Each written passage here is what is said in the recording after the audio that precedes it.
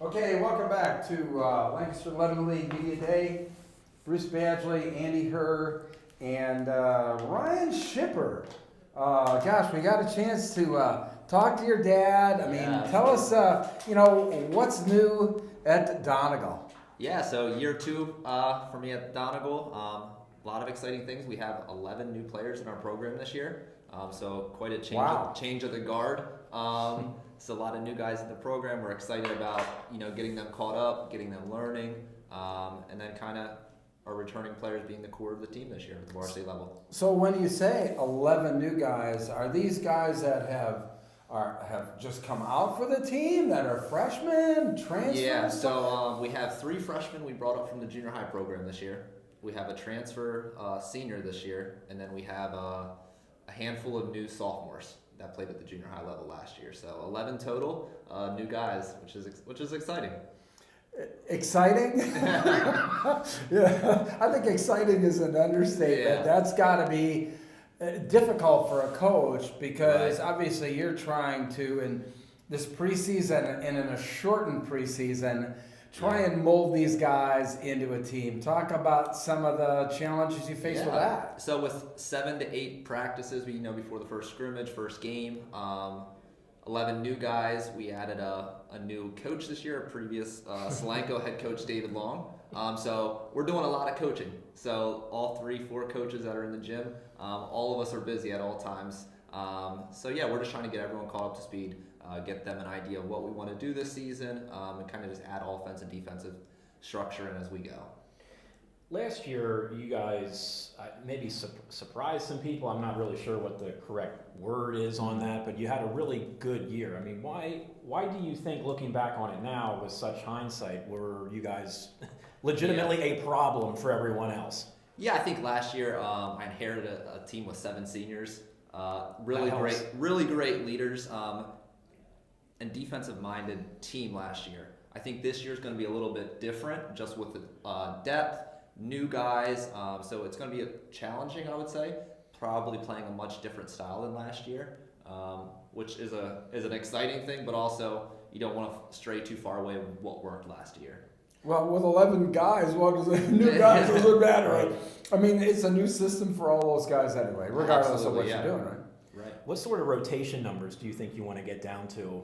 Like, do you want to play 8, 9? Do you want to really get it shorter than that? What would you like to play with? Yeah, I think throughout last year, as we got some playoff experience last year, you see how crucial it is being able to go 9, 10 guys into a rotation. I think when we played Warwick, that was really highlighted in our lack of depth.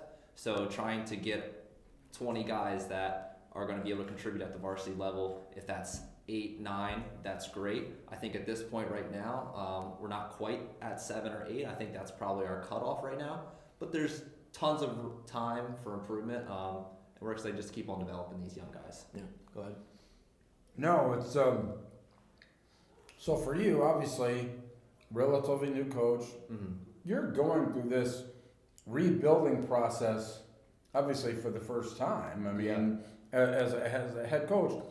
What do you foresee to be some of the challenges for you as a head coach in doing this type of wholesale change of a team between 1 year and the next? 1 year and the next. Yeah, I think it is difficult. I think we have to remain patient.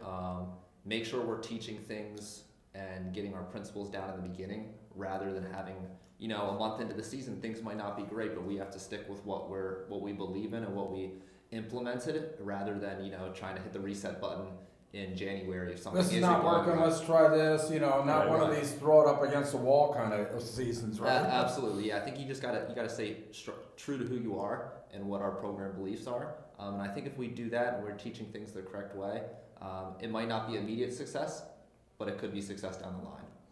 What was your initial, what was your gut reactions, I guess, going through the league for the first time last year? Like, how late were you up looking at tape and everything like that? Because as they always say, that 6-inch difference from one seat to the next seat is entirely different, and that was not an easy division that you guys had to compete with. So what was that like last year? Yeah, last year was very, very tough across the section. I think LS kind of pulled themselves away from everybody. Octorara was in that fight all the way till the end. I think we had our little mix in there as well. It's a battle every single night, and I think this year is going to be even tougher.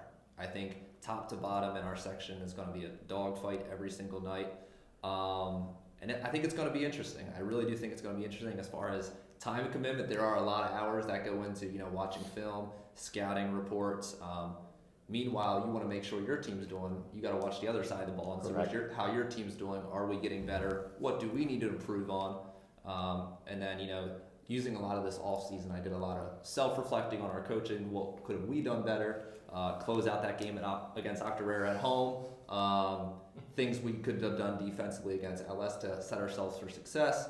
So just little things, constantly trying to get better as coaches, but also with our players as well. You mentioned Coach Long. I mean, talk to the benefit of what that is like having a guy who was the head coach in this very same league. I would imagine that's a great voice to sound things off of do you think this is going to work? Yeah, I don't know. Like you're going to have that back and forth going forward that you don't really necessarily have with just an assistant coach. He's been there. He sat in that chair. Yeah. How beneficial is that for you as still a young coach, kind of learning your way as well? Yeah, absolutely. I think, Dave has been a great addition to our program. Someone close to my age, someone that's taken over a program that, hasn't been at the top of the chair in their section for quite some time. So understanding what it's like to build a program, rebuild, all of that. He's been a great soundboard.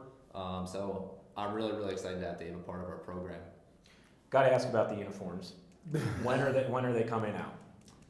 Do we have a date yet? Or are we still determining what? So a lot of people probably don't know what you're talking about. So talk a little bit about, I'll let him talk a little bit about these new uniforms. So our AD, we were up for new uniforms this year. Our AD said, hey, we're going to get 3 sets. We're going to get a black tops because the kids have been asking for black uniforms for years.